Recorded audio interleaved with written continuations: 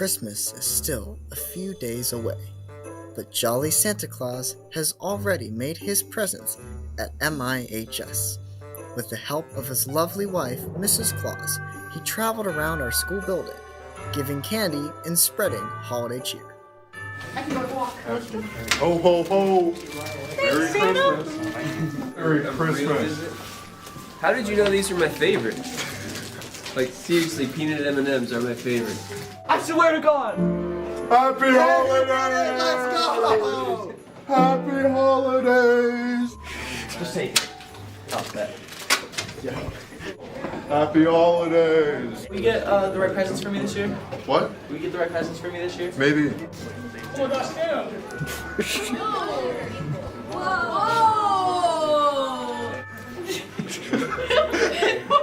You want some candy? Merry Christmas! And after he spread his holiday cheer, he is about to make this season more merry through the magic of live production. Happy holidays, McDowell! Ho, ho, ho! Welcome to the Trojans Today Holiday Special. We have a merry show planned for you, but first, our trivia question. Call the number on the screen if you think you know the answer.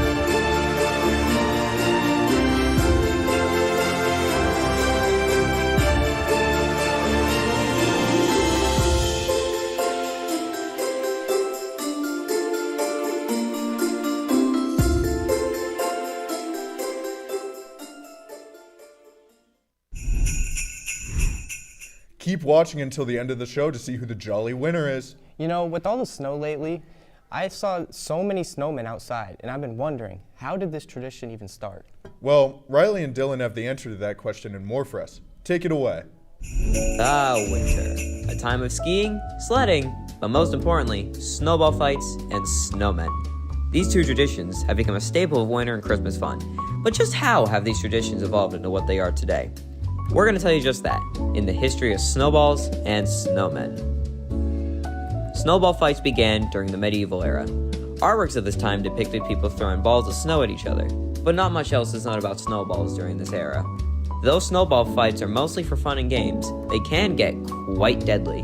One infamous incident of snowballs being used in true fights was during the Boston Massacre. As the story goes, in 1770, colonists protesting the British threw snowballs at British soldiers, which in turn caused the British soldiers to open fire on the crowd. A more famous and lighthearted incident of a snowball fight was during the American Civil War, where soldiers in the Rappahannock Valley would engage in large-scale snowball fights with each other, with as many as 9,000 soldiers joining in the fights. In our time, snowball fights are seen as no more than a game for children to play when the weather gets frightful and snow blankets the land, and many continuously try to break the record for the world's largest snowball fight.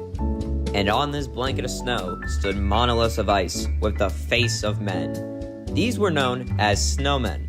Their story also began in the Middle Ages, much like snowball fights, with artistic depictions of large men made of snow being built in the early 1300s. Just a few centuries later, it is documented that the famous Michelangelo— no, not that Michelangelo! That Michelangelo! Anyways, Michelangelo was asked by a certain Piero de Medici to make a man of snow, which didn't look all too bad. Around 1853, the first photograph of a snowman came to fruition, but this didn't really change much about the snowman's popularity.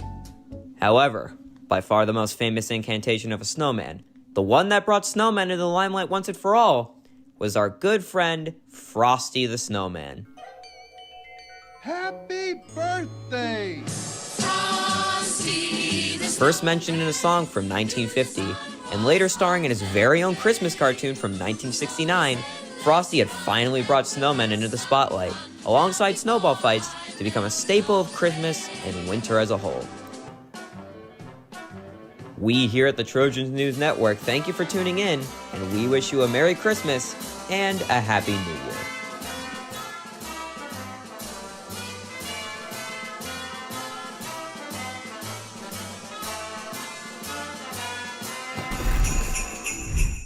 Now my wonders have been solved. Thanks, guys. This time of the year is home to so many wonderful pieces of art and literature. I always love to see holiday cheer spread throughout it. Mia has selected some holiday poetry that she will now present to us to enjoy. Hello, McDowell. My name is Mia, and I'll be reading some Christmas poems for you. This first one is The Light of Christmas by Robert Longley. Gather around my family one more time for me. Celebrate the seasons as you light the Christmas tree. The branches need the tinsel, the tree still needs a star, and stockings need their rightful place for family near and far. Though it's more than just the gesture or motions you go through, it's all a part of this special time to show what we do.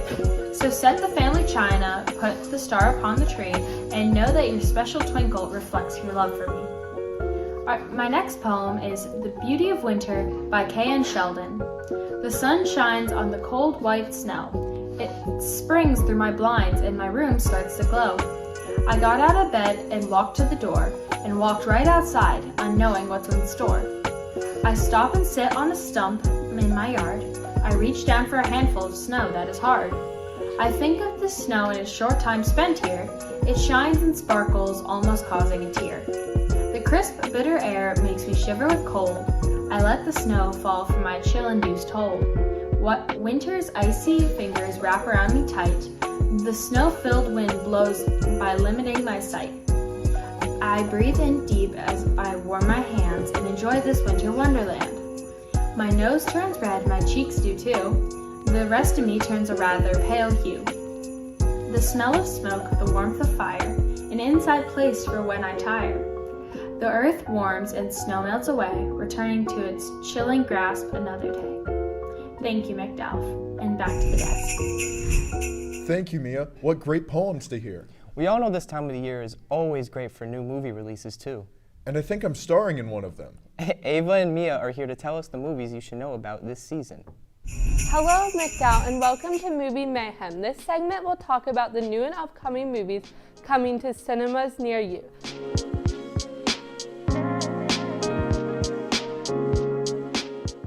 Let's start with the movie that is taking the world by storm, Wicked Part 1. Wicked tells the story of the Wicked Witch of the West and Glinda, the Good Witch of the South. Back when they were just Elphaba and Glinda at Schitt's. Cynthia Aviva stars as Elphaba, and Glinda is played by the famous pop star Ariana Grande. It entered theaters on November 22nd and is about 2 hours and 45 minutes long. With 89% from Rotten Tomatoes and a 98% from Pop Commodore, this movie is absolutely amazing. Disney has also been hard at work creating Mufasa the Lion King and Moana 2. Mufasa the Lion King is the story of Simba, the star of the original Lion King's father, and how he became the first Lion King. The show's soundtrack was created by the famous composer Lin-Manuel Miranda. Tickets can be an early Christmas present as it enters theaters 5 days before Christmas on December 20th. Moana 2 is a sequel to the famous Moana and will continue to have the main character Moana voiced by Ali Cruvalio and Maui performed by Dwayne Johnson. The budget for Moana 2 is said to be about $150 million, meaning this movie is sure to be amazing. Moana 2 arrived in theaters on November 27th. Let's speed into another new children's film. Sonic the Hedgehog 3 will have Sonic, Knuckles, and Tails reunite to face a new powerful enemy. With Ben Schwartz, Idra Libra, and Colentin Sean Gunzinski as the main trio, and Keon on reveals as Shadow, the new enemy. This star-studded cast will make this show incredible. Sonic Free also enters theaters on December 20th. Anyone looking for a humorous, new, more adult Christmas show should go see Red One. When a villain kidnaps Santa Claus from the North Pole, an ELF, extremely large and vulnerable operative joins forces with the world's most accomplished tracker to find Santa and save Christmas. Red One has a star-studded cast with Dwayne Johnson and Chris Evans as the main characters. Callum Drift and Jack O'Malley. The show entered theaters on November 15th and is about 2 hours long. So if you have 2 hours to spare and want a fun festive movie to attend, you should go see Red One. Hope you enjoyed this segment of Movie Mayhem. Happy movie watching, McDowell. Now back to the desk. Thanks, guys. I really hope my movie contributions turned out well. I'm sure they did. We are nearing the end of the show, and we quickly want to wish everyone a happy and safe holiday and a Merry Christmas. I hope you are all on my nice list. This school year has been full of adjustments, both in the classroom and in our own media club, and we believe everyone in our community has risen to the occasion. We thank you for tuning into our content so far this year, and we have much more to come. We also need to announce our final 2024 trivia winner. The winner is Schillinger in room 2112. To end off our show, we have a beautiful musical performance from Jake and Io. Happy holidays once again, and see you in 2025.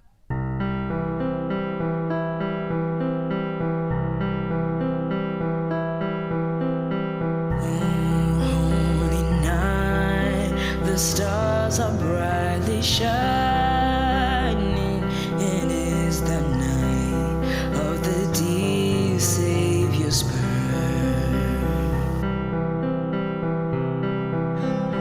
Long lay the world in sin and never pining, till He appeared and the soul felt its worth.